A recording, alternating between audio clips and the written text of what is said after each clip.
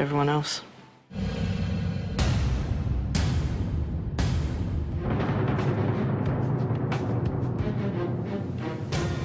Caitlin, you said that you now wipe your hands clean of the others. What do you mean by that? Well, I think the boys can, agree with the fact that Dana and I did fight to have Phoebe in an alliance with us and that we were trying to protect her as long as we could. And, the fact that she couldn't see that, I'm done there. And, I know that as long as I'm here, the only people I can trust are the boys. So I'm going to work with them and I'm going to fight with them as long as I can. And if that means voting out the other 4 people, so be it.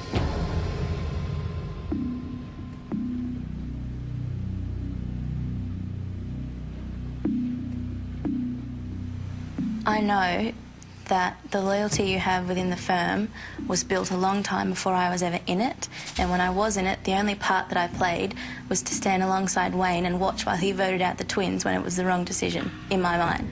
So when it comes to crunch time, I don't think you would have supported me, and I had to go on that.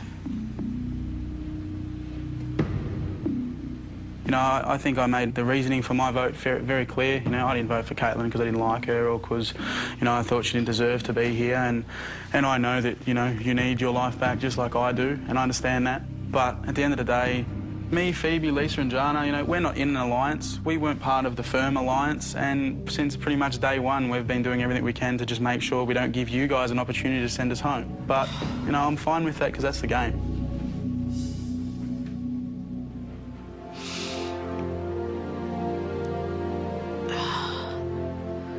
I am angry that Dana's going home. And...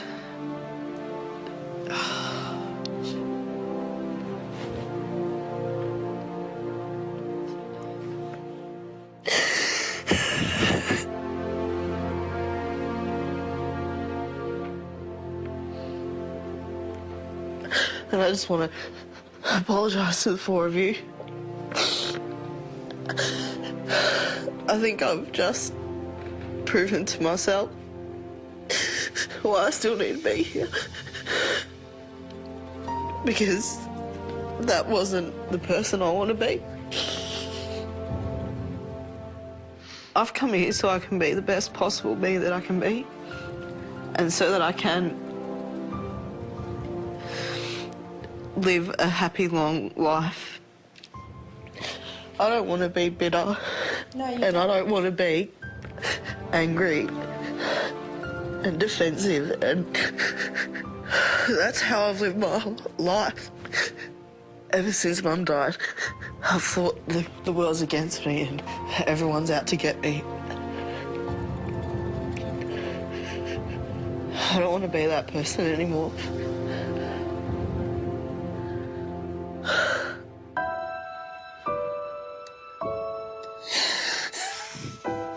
It'll be okay.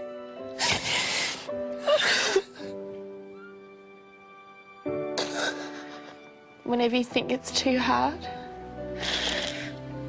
think about me and think about Mum, who would be so proud of you and would want you to continue on in this journey. And I'm so glad that you had this breakthrough tonight, because you don't want to be that person who's angry and defensive. And I love you so much. I love you too. And I'm glad that we came here and we've had this journey here together. Dana, as Caitlin's sister and as an individual, you've certainly made your mark on this competition. You may have been one of the lightest contestants here, but like everyone else, you needed to regain control of your life and deal with your weight problems. And you've come a long way towards that goal. You are almost 24 kilos lighter than when you arrived. Well done. Thanks, Hayley. Dana, you're leaving Camp Biggest Loser tonight, but we'll see you again at the 42-kilometre marathon. That, of course, will be your chance to get back into the competition, and I've got no doubt you'll be a big threat in that race. Well, Dana, your time here at Camp Biggest Loser has come to an end, so it's now time to say goodbye to your fellow contestants.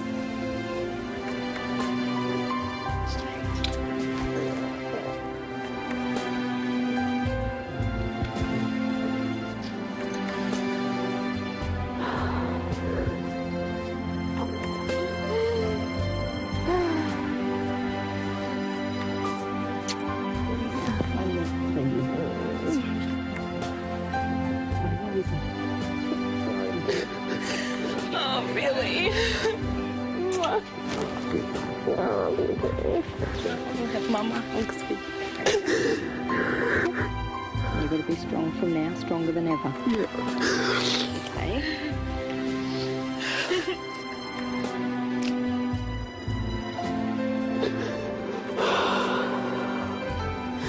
It'll be so much.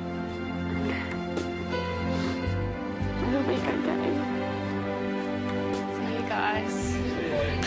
Yeah, love you all. Bye.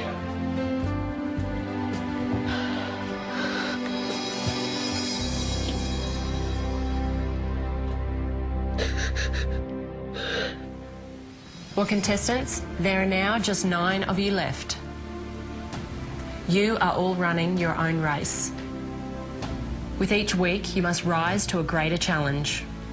And what lies ahead promises to be the most confronting challenge you've yet to face. Well, guys, it's been a big couple of days. Get some rest, and I'll see you all soon. Thanks, Hayley.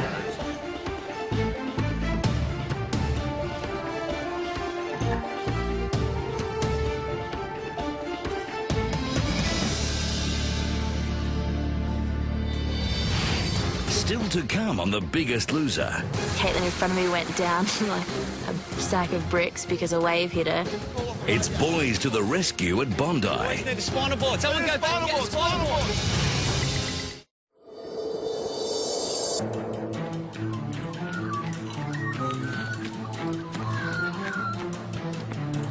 Arriving at Camp Biggest Loser for both Shannon and myself is completely nerve-wracking. We never know what we're going to find, and of course, we never want anyone that we've been working closely with to go home. We were all sitting upstairs in the trophy room waiting for Shannon and Michelle to arrive, and I was desperately wanting to see Michelle. I wanted her to see that Dana was gone, and I wanted to have a talk to her about where my head was at. As soon as I walked into the trophy room and went around the faces, I realised that Dana wasn't there. Howdy, guys. How are you? Dana still has around about 10 kilos to lose, and she's a hard worker. I have no idea as to how she would have ended up under that yellow line. Oh, I'm so sorry. Don't be sorry. It's our own fault. Who was below the yellow line? Me and her. No. Oh, the two sisters. I lost 6.4, she lost 2.2. You under the yellow line with 6.4? Goodness me. Everyone weighed in, and then I weighed in last. And I said I've either smashed it or I've stuffed it up. A long way from the stuff up, mate, I'd say. Yeah. Caitlin's loss of 6.4 is fantastic. However, when I look around at the hard work that's been done by everybody else, I can see that she's not putting the hard yards in, and I think it's becoming very obvious to her as well. I had a breakthrough in the elimination room, and you know, I am scared to do this alone, but I don't want to be the person that I was, and I've been seeing that person in the last few days coming back. How? I was angry, I was bitter. At what? People, situations, everything.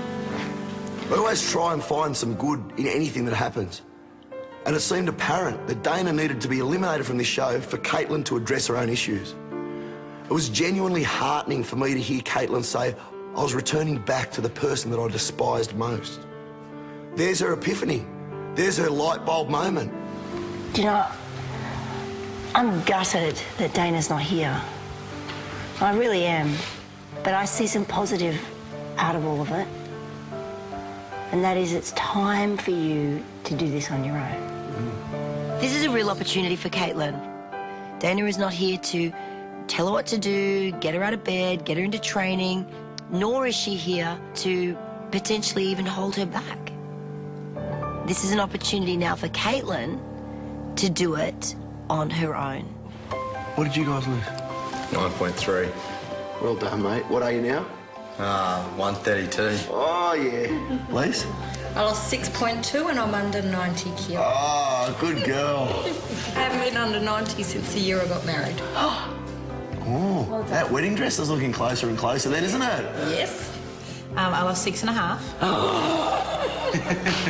But more importantly... 6.5? More importantly than that? No, but more importantly, because your thing was I had to come off the bottom of the ladder, I actually finished third. I finished behind Rick. Fantastic. I lost 9.7. I now weigh 165 kilos exactly, just a few hundred grams short of having lost 50 kilos in total in 6 weeks that I've been here. Well done, mate. That is... With your bad knees and everything. Shannon loved hearing that. Absolutely loved it. I'm glad you both are sitting down, Shannon and Michelle, and I'm glad I am too, but yeah, 14.7 kilos I lost. Yeah. I'm now under 100. I'm 98 kilos. I'd really had a big week, you know. I'd come off winning the Biggest Loser the week before, and I just wanted to try and maybe match Wayno and do it back to back, you know? Yeah, I've seen the change in you this week. Without a doubt. The last few training sessions, you've come in like an absolute animal. You really have. I'm so proud of what Phil's done and how he's embraced everything that Michelle and I have taught him. Phil is happy, he's healthy, he's positive, and he's fit. You guys had a massive day yesterday, and obviously the repercussions of that, you're still feeling it. We've got to break you out of the Biggest Loser bubble. We've got an awesome training session organised for you today.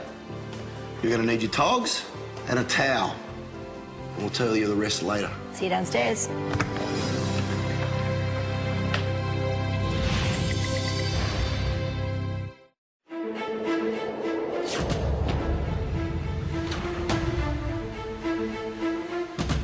We knew it was our first training session of the week, and Shannon said we needed our togs and towels, and to me that's swimming, so I was kind of looking forward to that. Given that this has been a very stressful place over the last couple of days, to know that we're getting off site and that we're going somewhere, and who cares where, just feels fantastic.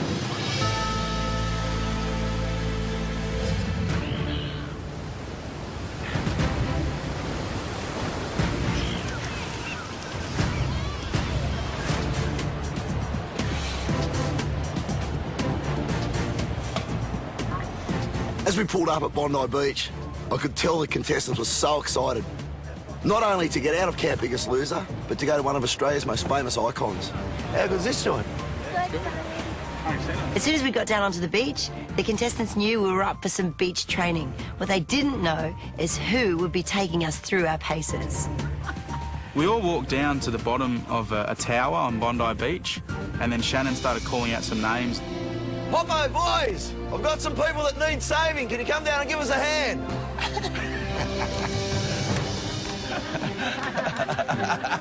When we saw the Bondi Rescue Boys come out, we thought, oh my God, this just gets better and better.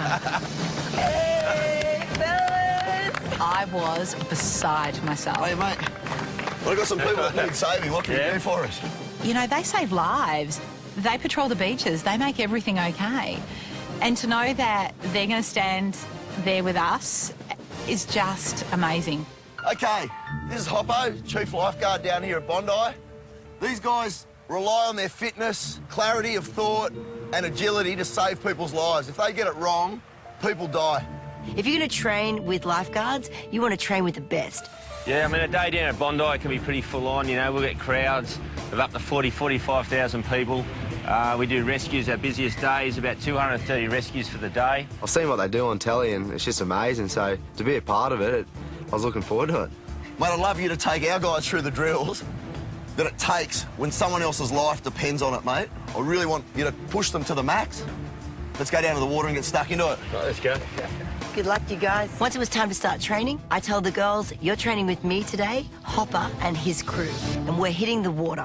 So basically, we're going to go out with a rope and you've got to come around us, through the water, come back in, so you're doing circles. And this is a real skill that you guys use when you're having to get in and out of the water, yeah? Yeah, so if you're running in for a rescue, you've got to, sometimes it's on the low tide, you've got to run out in, say, 1 foot of water. You've got to run 50 metres out, so you've got to really get your legs up high. It's called high elbows, high knees.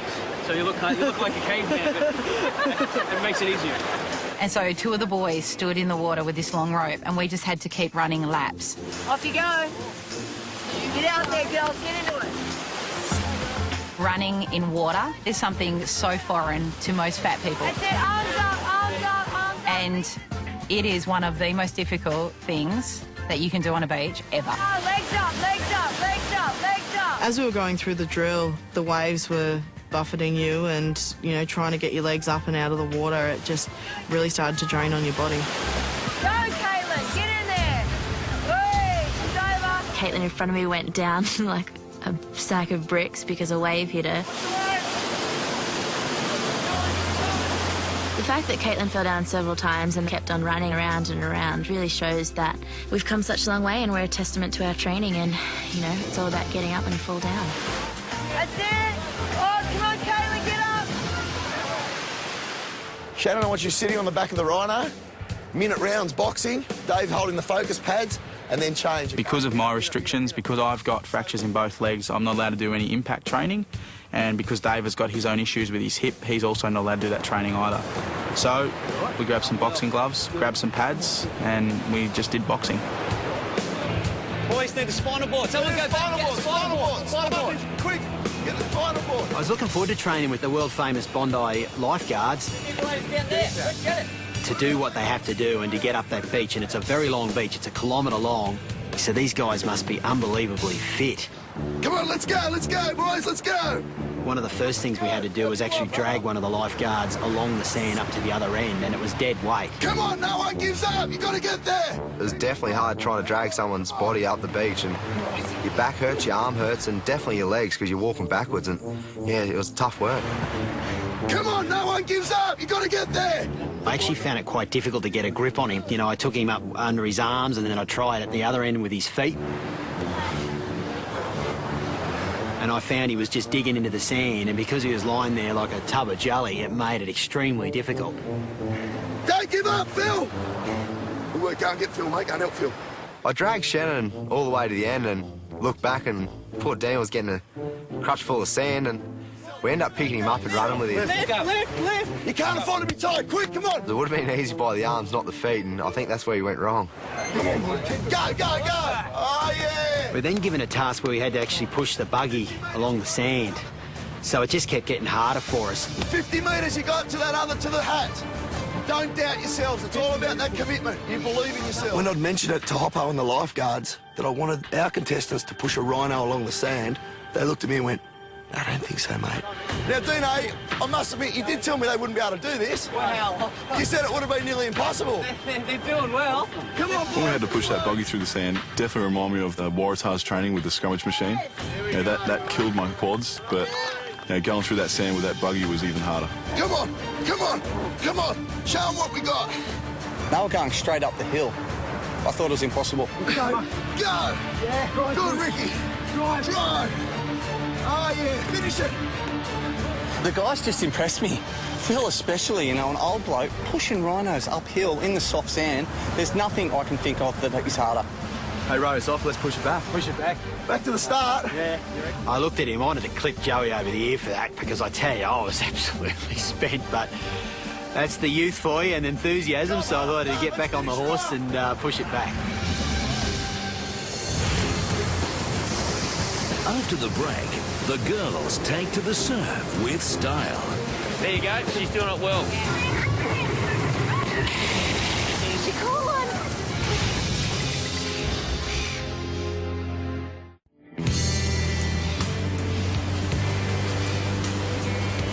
I've never been to Bondi Beach, and to now be on the beach with Bondi Rescue guys, that's just an amazing experience.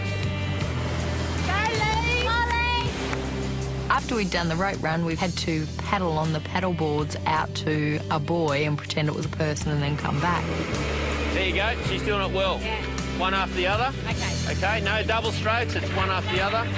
Some days we'll go out in and out on that board 30 or 40 times, one guy doing rescues. So the activities today were pretty much a direct resemblance